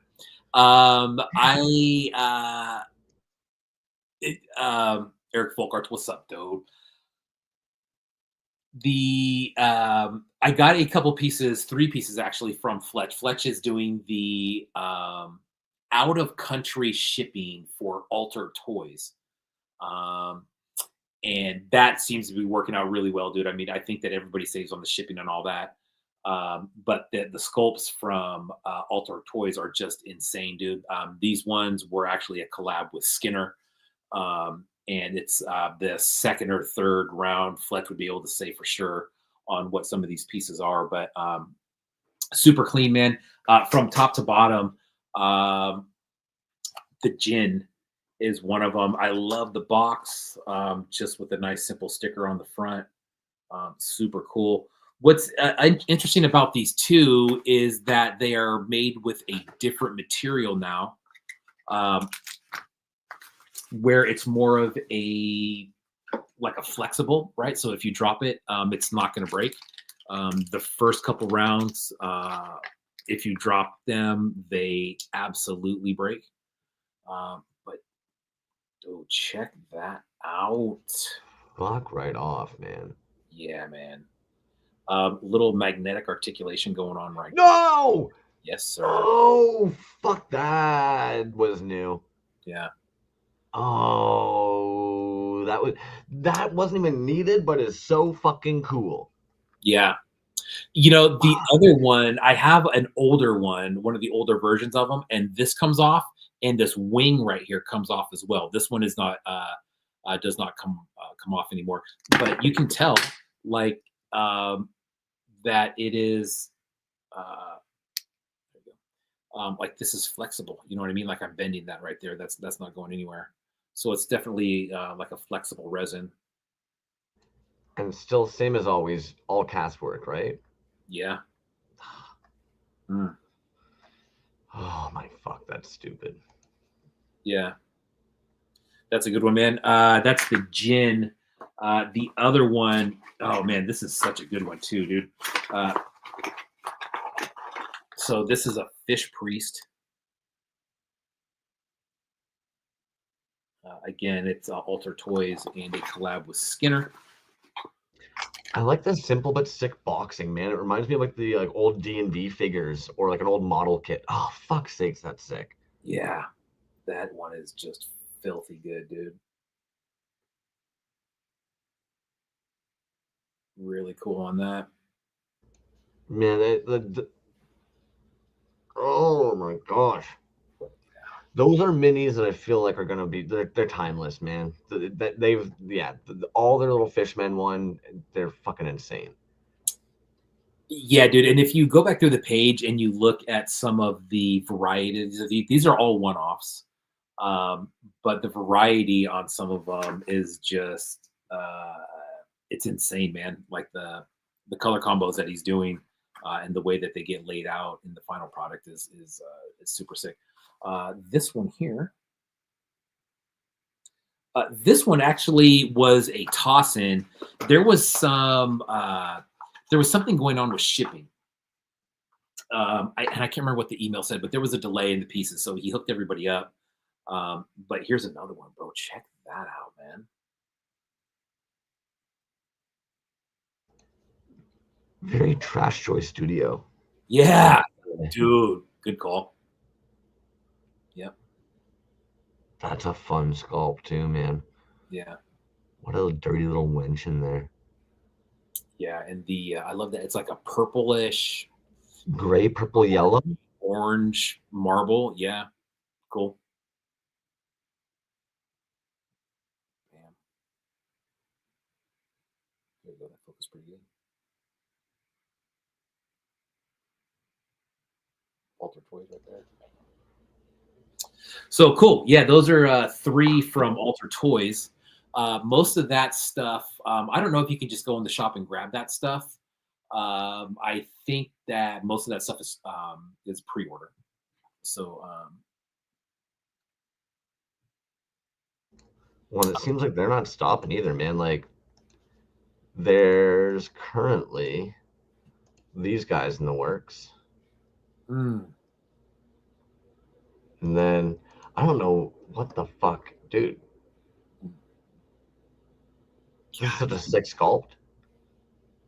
dude, oh god, that's what I'm saying, man. Like the original sculpts that people come with and some of the details, Alter Toys is right up there, man. Like you look at their shit and you're like, God. What a layout here too. Mm. Yeah, all the colors done in resin, as usual. Fucking braggart. Fuck, dude. You got a good little fucking assortment there, man. Yeah. Yeah. Sorry, now I'm just tabbing. Yeah. No, all good. Yeah. That was Unlucky Toys right there. That was good. He's got a new drop coming up, some crazy stuff. Nice. Nice. Which I don't doubt, yeah. Mm. Oh fuck, man. You got any other goodies over there? I do. I got a barrel full of Healy made stuff. So there's barrel a few pieces in there. Yeah, if you want to take a look at those. There's pull some out, man. Yeah, right on. Cool. Vomiting droids, what's up, dude? The resin pours are insane. You're insane. How about that? You know, that's not even a quirky. That might even actually be pretty accurate. Vomiting droids might actually be insane. Dude, let's take a time out, man. William Torres from Alter Toys in the house, dude. Yeah, man, these are super sick, brother. We were just looking at these. Crumb's very impressed with the magnetic articulation here at the end. But yeah, dude, your sculpt work is fucking off the charts, bro. Like we've been looking at your stuff for quite some time, but you know, of course, when you have it in hand, it's always a different story. But super cool work, man. Your color combos are off the chain, dude. And this technique that you got going on here, dude, I don't know how you do that. But that is one thing that I've always been super impressed with. That meticulous. Yeah, oh, bro. And it's like that's what I said, man. There's like I don't know how many are in a run. There's quite a few in a run, and they're all one-offs. They're all extremely different. But it's like you look at them, and you're like, God, dude, if I could have one of those, which which one would I have? And you're like, honestly, it doesn't matter, any of them. But it's always cool when you see like a batch of one-offs like this, to see where they land. So, I mean, if anybody has one of these, take some pictures and post that shit, man, so everybody can see what's up. But these are super sick, man. Bam, nice. Altered toys, and then the last one was this guy right here. Boom, nice. Original sculpt work, Altered Toys. Check it out. That was a collab with the great Skinner from the Bay Area, right down the road. From right down the road. Right down the road, dude. Right down Damn, the road. man. All right, so when you say about a barrel of Healy Maids, I'm curious, how many Healy Maids do you have over there? What's a barrel? Well, new ones. You know what, dude? And I always try to. I mean, if you're up on the Healy Made stuff, dude, you know that like the drops, they're very consistent, dude. Like that is 100%. Yeah, so flexible stuff. For Alter Toys, just going to back to that real quick. Yes, dude. I'll be very honest. Some of your pieces that I had, the earlier ones, are some of the most fragile I think that I have. Probably next to Recollections porcelain stuff. That's not a bad thing. That's just saying that like they are very finely made, dude, and you can feel that. The flexible resin is interesting because you still get that really great look, but you can tell that if this falls off, or just even falls over, that it's not going to break at all. So interesting to see how that kind of developed in the figure, but right on for still keeping that same kind of quality, man. It's super sick. The flexible resin almost reminds me of what you'd see when you're leaving a museum or something, and have like the very realistic animals and stuff. Dude, kind of reminds me of that. Like at the like at the museum, right? Like the Museum of Natural History in San Francisco. I fucking love that place, dude. I've been going to that place since I was a kid. But the gift shop at the end, exactly what you're talking about, dude. Very highly detailed minis of dinosaurs, turtles, penguins, whatever it is, and it's kind of cool. Yeah, changed the resin. That was smart, man. But the Healy Made stuff, we were talking about Brulio earlier, and just kind of talking about the consistency of the drops, dude. And Healy Made, bro, like we've always said, it's such a finely tuned business. I think at least it's projected as that. Maybe it's not, but I think it is. Just knowing him and how he does things, and it's meticulous, and the drops are consistent. And I don't know how far out he's planned, but it's been a while. You know what I mean? Like, I'm not saying anything, but that Freddy thing, that's been going on for a while. And we're just about to see the drop finally, but that thing's been in the works for quite some time now. As well, I'm as sure as some of these other ones. The other cool thing about Healy is that, we always talk about figures that look good no matter what, and if you could land on a figure, Healy's definitely a great candidate for that when we're talking about the Raider, or any of these other figures, any of these guys here, same figure, different makeup, and it's super, super cool. So these ones were a couple Halloween drops. These are some Coven Witches. This is a green and black. And I do believe, oh yeah, dude. That's got some glow on it big time. Super cool. Coven Witches, man. I got about a dozen different ones of these. They're readily available on the secondary market. Usually you can find them on eBay. Sometimes if you just kind of hang around and wait for the right thing, you can get these anywhere between 30 and 50, just depending. But it is one of the more common ones that you'll see in the secondary market. That was a green and black. Here's an orange and black. Same thing. But just a sick piece, dude. I have an old Coven Witch where these hands, one of them is coming up and holding it like a poison apple, which is super sick. But Healy, bam. And then these actually both came bagged up. Now with his stuff, what do? I like to cut the bottom so I can keep the card intact. But I mean, super clean setup, man. Boom. And pretty sure he's doing all this on his own, kind of like a one-man show, which is pretty fucking impressive, right? This one right here was a pre-order. This is a 4-inch vinyl, blue snag on the SWWF. That whole line is just fucking stupid, man. In the best way possible. Agree, dude. It is super super sick. These were going to be a fucking home run, dude. I think from day one, just when you probably when the idea of this came out of his mouth, it's like, oh, well, fucking obviously, because you have the 3.75s right here in the resin. And then obviously these ones came way afterwards. But if you were to take these and like the success of these and go, man, dude, wouldn't that be cool in a vinyl, like a 4-inch vinyl? You're like, fuck yeah. Well, then here we are. And of course, they just sell like hotcakes. But honestly, bro, like if you look at these and you look at this and you say, oh, it's a 4-inch vinyl, what about a 6-inch vinyl? All day. Well, the 4-inch, the fact it's reimagined as well. It's not just a enlarged version. Yeah. Yeah. But yeah, that is straight up vinyl right there.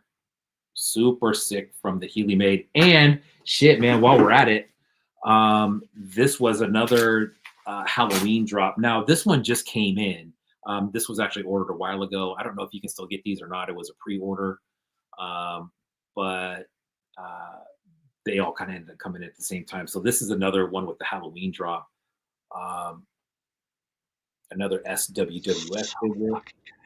Okay, let's be honest, man. What makes that so fucking sick is the fact that marbling of like the glow in the darky green with the black, with the orange, with the black details painted, it's like every step of the way is just one more little fucking bump of the lamp. Yeah, dude, and the glow on it is just so sick, dude. I wish that the glow came through so much better on the camera, but it's coming through. The fact you've got all your fucking lights on, it looks like that stupid light I've got behind my shoulder here. Yeah. But you know how it is sometimes, dude? Like when you know something's got like that sick, really hardcore glow on it, is when like right when you put the light on it, you can tell and you see the surface and it almost starts to look like sand, right? Like you can see, you're like, oh shit, dude, there it is. And then like the more you leave the light there, like the bigger those dots get. And next thing you know, you're just like, oh man, this thing's glowing like a motherfucker right now, dude. That's straight ray right there. No, it's Chernobyl level. Oof. Woo. So 3.75. All right. Ooh. Yo, I don't know which stance is doper. This one, again, dude, like exactly what I'm talking about. You can see it just like, look at the pants, dude. You can see like how they are. And then like, look at that. That's fucking nuts, dude. Dude, the little fucking, the head, the helmet. Yeah, this is resin. This is not vinyl. This is resin. You know what? 5-inch, 6-inch, something like that. Nuts though, dude. This one, there's 1, 2, 3. This is the 4th one, I think, in the larger scale. 2nd Boba Fett. There it is, man. Healy made. Yeah. So 4 of those, 4 of the 5 were Halloween drops. You might be able to go into the store. I don't know if all those sold out or not, but usually he leaves stuff on there for a little while. Healy Boba figure is a top 5 all-timer for me, starting at B's collection this shot. And yeah, dude, you know what? I need to do a picture, and I think I might do it this week, dude, because with this figure, dude, 1, 2, 3, 4, 5, 6, 7, 8, 9, 10, 11. 11 different versions of this figure so far. In a 3.75 version, dude, in the SWF, that same figure 11 different times, and I guarantee you every single one of those has probably fucking sold out, man. But it's one of those figures that whole line, right? Like just the idea of Star Wars wrestlers that are done so well. Um, it's super cool. Just one more thing about that, dude. So the Baba, right? The giant Baba. If you go back far enough in Healy's thread, you'll find a picture of the old Japanese wrestler Giant Baba.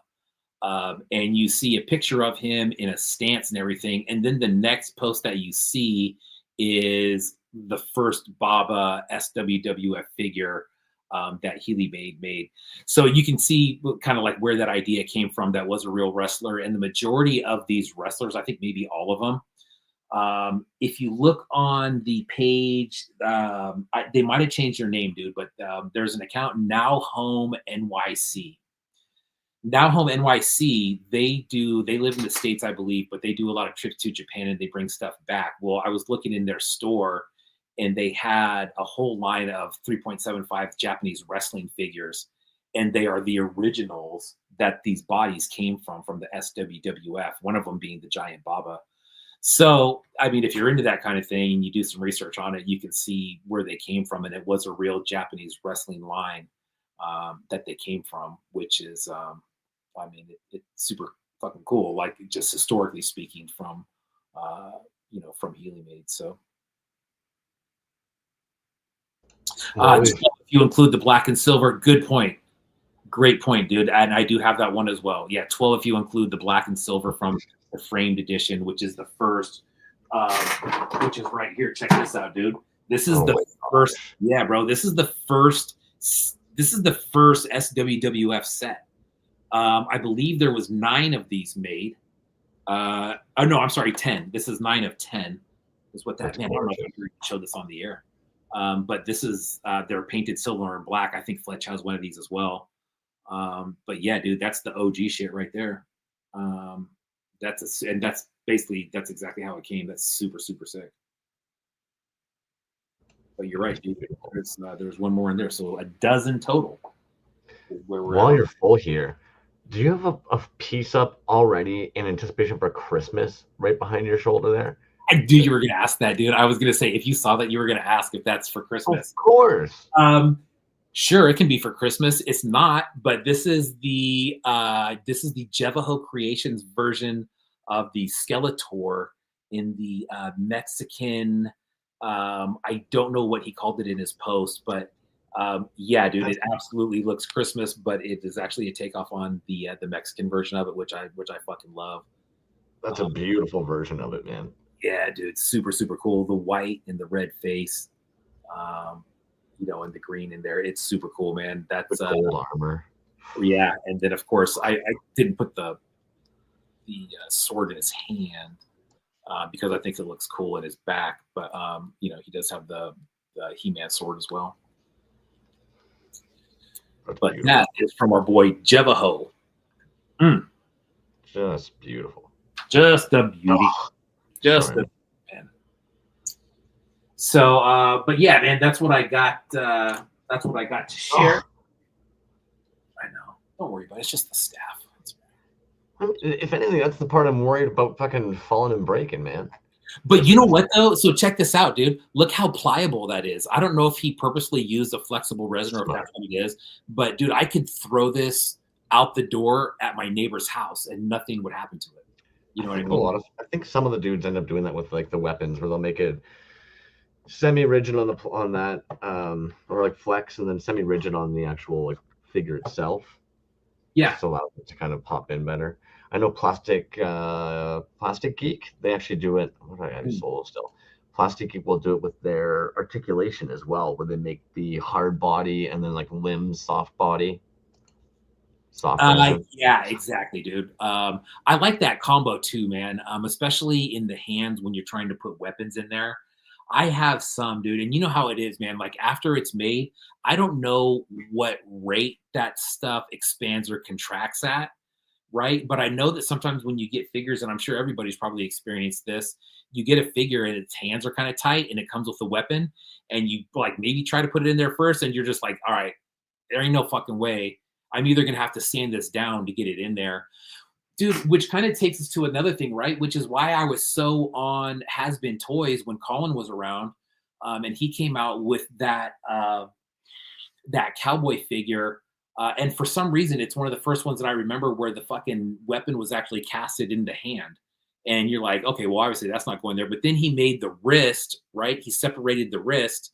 And so when you were putting the new weapon in, the new weapon was already in a hand. And so you had zero problem with that. I'd like to Clever see, as fuck, man. yeah, dude. I was gonna say I'd like to see that Smart. technique used again, but it's hard, dude. It is hard when there's ones out there that you really just don't, especially on that He-Man figure because the hands, right? When Hurt Toys was doing his Those first, fingers, man. bro, that was a goddamn sticking point, probably for a lot of people, were the fingers. And on a 5.5 Motu, oh god, dude, those fingers are just whores, you know. Um, all hail has been. I agree, bro. Well, and let's be real, like that Jebho, the Mexican booty, it's not the greatest mold, like model to be working off of. You know what I mean? It's a pretty rough piece of its own. And Right. then I would imagine there'd be complications with trying to mold that thing because most of those Mexican bootlegs, when they have that weird smell, and I think we've talked about it before, like a lot of them are cut with wax. That's kind of why they have that like insane scent to them, is to save on material costs. A lot of times the plastic is actually cut with a wax as well. Dude, good knowledge, bro. I did not know that. There we go. Um, Unlucky Toys. When we talk about accounts, I've got a tab for them here. We're gonna pop back into the old tabby doos. We normally talk about accounts that have under 1,000, but also pieces that are gonna be under 30 and stuff. We've got a whole bunch of these little keychain variants coming out right now, which I thought was just an interesting thing to do with. I mean, we've seen the dudes do with the heads and stuff, but I don't know how they've gotten their piece from the size it normally is down to keychain level. There was that particular piece is called Unlucky Soldier, and there was a collab done with Zymont. Um, and I bought one of these pieces as a blind bag, and dude, I'll probably post the pictures in the next couple days. But the pictures that I got from them, from the piece that I have, fucking wild, man. Because what I got in the picture, I don't think you can really visibly see that when it's in your hand. You know what I mean? I took the picture and I'm just like, I looked at it and I'm just like, whoa, what the fuck? And I grabbed the piece and I'm like, wow, dude, there really is something in there. It's crazy. That being said, dude, I probably feel like the biggest dick on the earth. Um, Unlucky Toys sent us a separate bag with a vinyl piece in it, and I'm sure it's for a giveaway. I still need to reach out to him and ask if I want to try to get him on the show first of all, but maybe save that. It was that right there on the right hand side. Yes, we have one of those for a giveaway, and I think those are sold out now. So I'd love to get him on here and just kind of talk about what's going on, and then we can give this piece away too. But that particular piece that you showed was in a keychain version of the Unlucky Soldier. Those are resin. Those are very cool, man. If people are looking for just a little hot little number to snag, go grab one of those, dude. You will not be disappointed. Yeah, and I mean the fact they're under 1,000 too, man, blows me away whenever that happens. LRH, another one. These are fun as hell, man. I ended up seeing them post these recently. Handmade in UK, original sculpted by Zimico, mold cast header art by them. But like out of the norm for them, but I like these, man. Yeah. LRH, dude, big winner of the giveaway like last week or the week before, man. Don't worry, my friend. That is headed your way here shortly. LRH, dude, another guy, super consistent, right? Like he's been dropping stuff left and right. 100%. Load of stuff over to go to AR, I believe. Yeah, they ended up loading up Cash Brand Cash with a Brand. bunch of stuff. Yeah. Like you said, man, consistent. Always posting fucking drops, dude. Yeah. And there's something we always talk about identifiable styles, dude. And I don't know what style to call his, but I relate his style. Maybe it's in the colors or the non-fine details of the figure. I don't know if that makes sense, where they're more of a you don't see a lot of detail in them, which is not a bad thing, dude. I'm just saying that like when I see his style, You the can other tell. thing that instantly relate to his style for whatever reason is his font on his backers, dude. I think they're all the same, you know? Well, imagine for the Astroverse figures, especially. Good point. It's right there in my face, dude. Jesus Christ. You're right. But the whole crew of them. Hi, I'm new here. Oh, dude, no. There is so much out there in the scenes. Same as Muscleoids just posted recently, ended up getting a refresh of a bunch of their vinyls, 12 inches. Oof, dude. Yeah, those are cool. 12-inch vinyls on those? 12-inch vinyl, Fuck. right? That's a monster. That is sick. Whoa. Yeah, I don't know what it is about a head with the fucking. It's just dope every time. Yeah, because you know you're not flying with those wings. They're just No, they just look dope as hell. wow. That was cool. I just find them impressive, man. Muscleoids in general are fucking impressive. Speaking of booths and decon, tables that are going to be basically running exclusives for artists that may not have their own booths. You got fucking Toy Art Gallery, which honestly, the level of insanity that's going to be at that booth is just stupid, man. Yeah, dude. I think they had a post today where it was more like a collage of everything that we're looking at right now, and that's where I saw that be the Graveyard Shift toys from Jonathan Queen, right there, kind of middle right. The Bat Kid variant is going to be there, but I mean, look at all that gold, dude. That's going to be at that booth. Holy shit! Well, considering most of that's going to be like soft vinyl, and then you got fucking Dove coming through with all of his exclusives and the resins and woods, and Yeah, dude. metal. You know, I think that anybody that's been to Decon would agree that the DKE booth, I think, by far gets the most traffic to it. And it's a lot of people that are walking by. Obviously, people that know the artists there, or know Dove or know anything about the scene. But what I noticed is that a lot of people would stop by and see. Take that Star Wars piece for example, right? They walk by and they're a big Star Wars fan, and they go, "Oh shit, that is what is that?" And they're interested in it because it's Star Wars. And then, of course, Janky's working behind the counter, and he'll tell Right. you all about the piece or something like that. But when you start looking at that, dude, and you start looking at the work that he puts in, and the sort of advertising and publicity that anybody who's affiliated with that booth or has a piece at that booth is getting shown. You know what I mean? And I think Dove does a great service to everybody just by not only displaying their stuff, but like I said, him and Janky will tell you about the piece. And he's just, a steward of the community, I guess. He's a great, and it's something that I don't think that people realize when you do deal with Dove. It kind of goes hand in hand, right? Like there's no extra payment for that.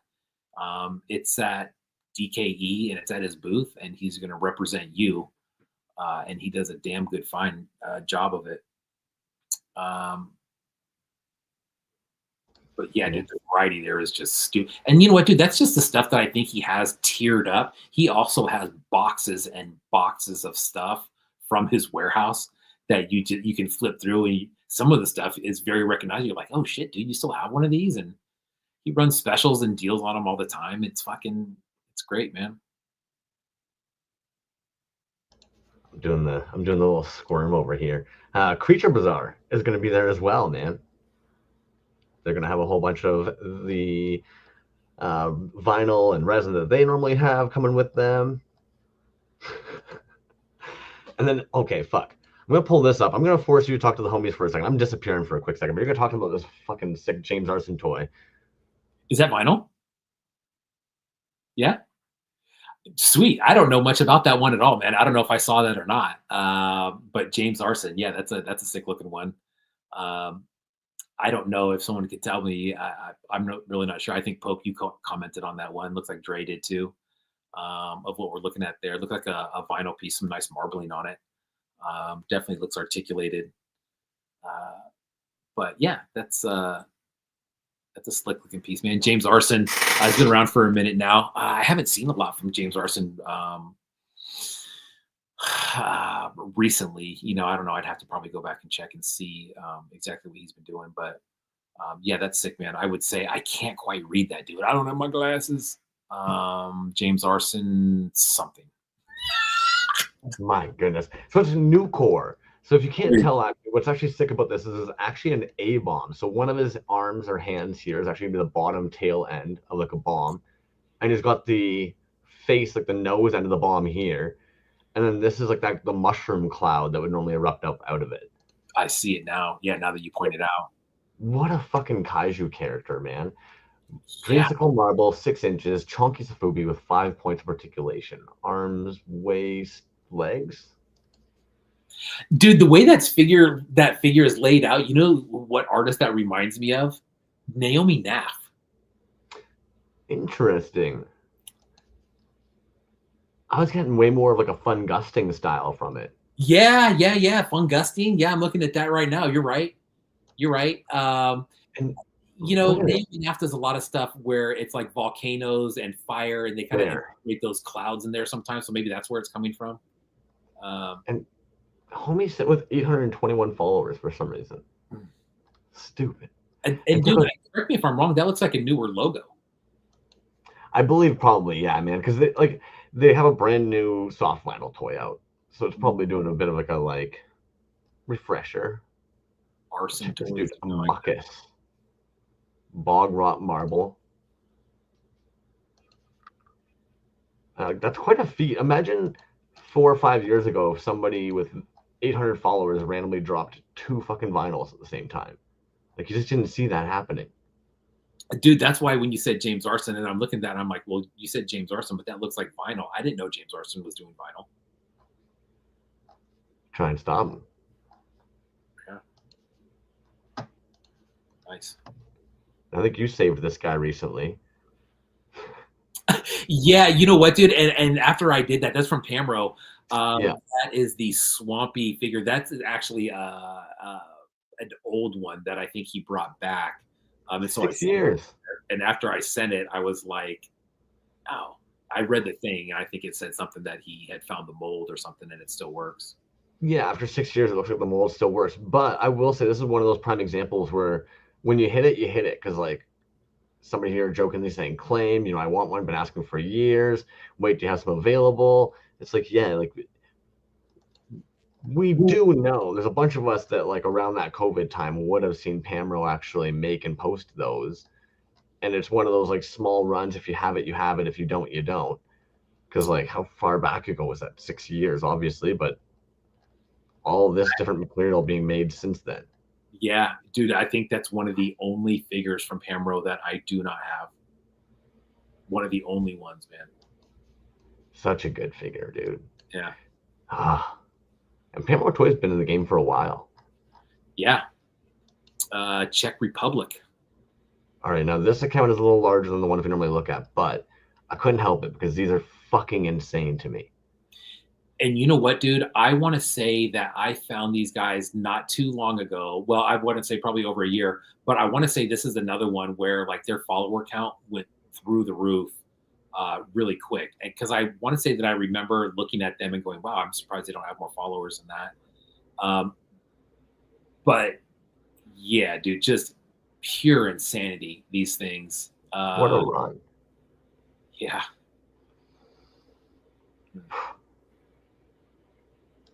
On fake name. Like, dude.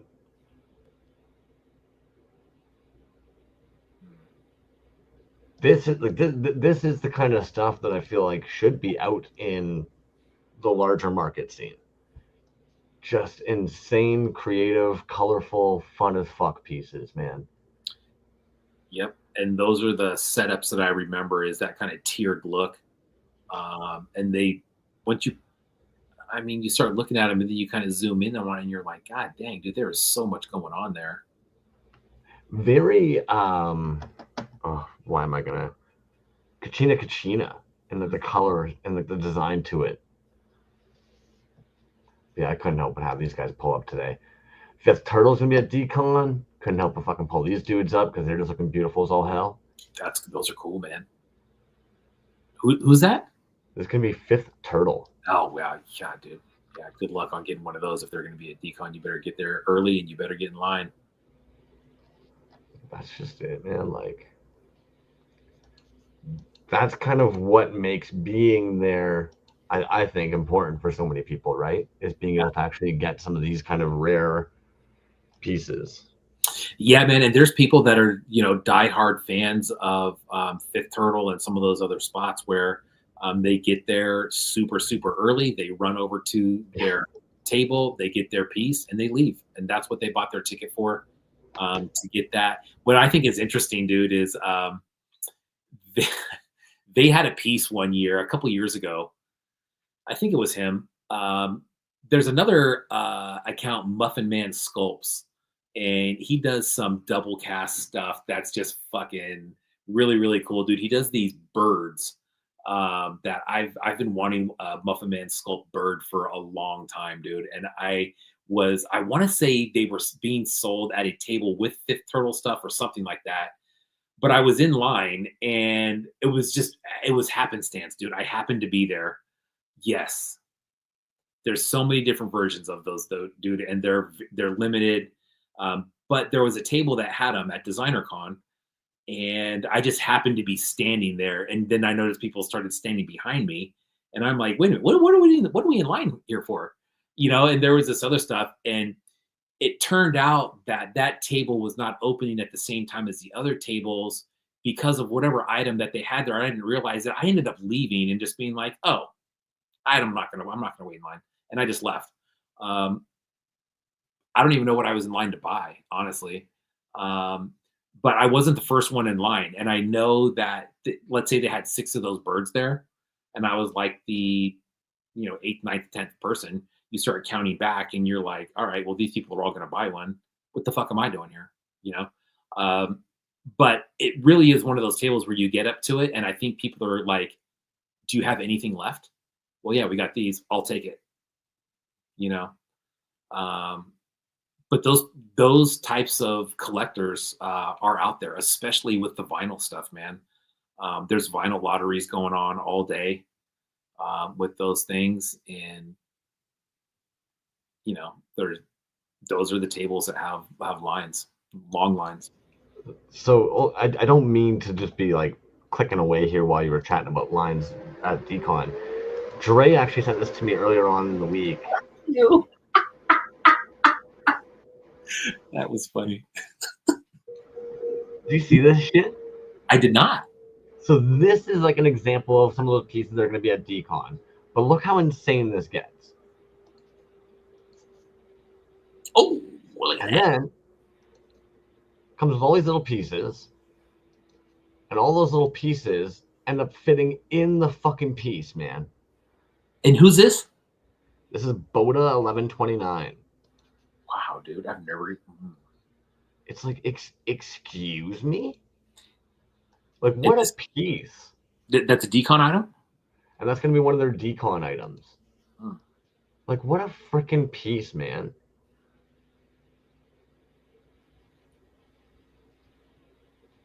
Like, where do you even put this in category of resin art and toys and shit?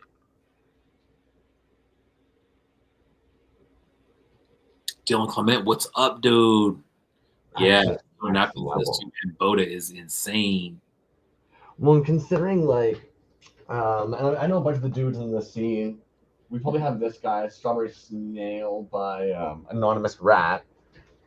And so like this in my brain is already like fucking insane when we get a creature like this made out of vinyl, right? Like I'm already looking at that being like, the fuck is that? And then to take it next level, 4 legs, a chained on thing, a flower on the back, little fucking minis that sit inside of it. It's like, okay. Oh, Killed Apkin says, yeah, those are vinyl. Dude, that's crazy, man. That's a lot of little pieces in there. That's super cool. Just gorgeous, man. It like I don't understand. That's like that the brain behind that to create that. Anyways, fucking toys, man. This shit's too much fun. Pope Saint.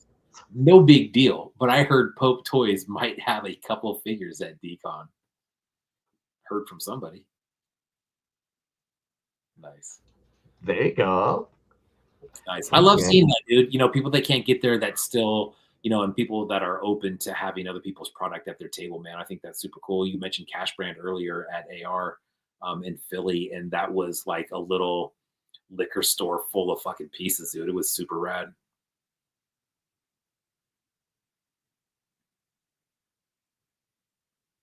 Oh yeah, dude. I actually saw a little video of Broke Piggy earlier. It was I believe like a holofoil print or something that they had. It was a collab with somebody else. But yeah, that looked super cool too. Oh, Pope Toy, not shameless, bro. I mean, I think that's some of the best content too, is when artists talk about drops and stuff that they have in the comments, dude. Like that's what that shit's all about. That's exactly it, man. I think that's it for what we have tonight, too. Is that it? Look at that, bro. 750? Man, What are we? you should have seen the look on my face earlier. I'm still so weirded out by this shit. But earlier, yeah, I'm looking at the IG thing. It's playing over there, and I'm like, but this doesn't seem right. And then, sure enough, at the very bottom, it was like, once it's all ready and you've connected it to your stream, hit this button. And I'm like, yeah. I knew it seemed like there must be another step. Yeah, and you know what, dude? Shout out to fucking StreamYard too, right? Like honestly, dude, for a while after we first got StreamYard, there was not a lot of action as far as ads and stuff. And maybe that was part of their thing and they just wanted to get a lot of kind of feedback on where they need to go. But over the last couple months, man, they have come out every week that we get on. You know, I open up the screen and it goes through the updates right away. And it's been very consistent, dude, with like 3 to 4 new features. Every week, which is cool. And now that we can multi-stream to IG, that's a new one, dude. So I'm interested to see what the feedback is on that. That's what I'm saying, dude. Yes. I mean, it says it itself. Speaks for itself, man. Comment of the night, dude, from Breezy right there. That is. Dude, I don't know if this happened on your end too, but when we first came on and the intro came on, I had a like a vertical smaller screen to the left of my screen that was also playing it, but it was a split second behind it. And so the music was on. It sounded very weird. Oh yeah. Yeah, we can get into that afterwards. But yeah, you know what? If anybody's interested in doing streaming and all that, StreamYard seems to be quite good for all the fun little things you may need in order to stream where you need. Breezy Brickyard says there was 2 others in the IG. Well, you know, they've been coming in and out. I like to think that if anything, the IG Live didn't actually increase any viewership this evening. It actually made people go, oh, fuck yeah, Toys Alive is on Wednesdays now. That's more what I think it did. Maybe when we do the thing during the week, we just need to put something in there about it being on IG Live too. If we keep doing it, I mean, if it all it is pressing a button, I don't know. Well, don't make it sound that easy. All right, you're like, no. There's some mathematical formulas involved. There was a lot I had to do first. Yeah, no.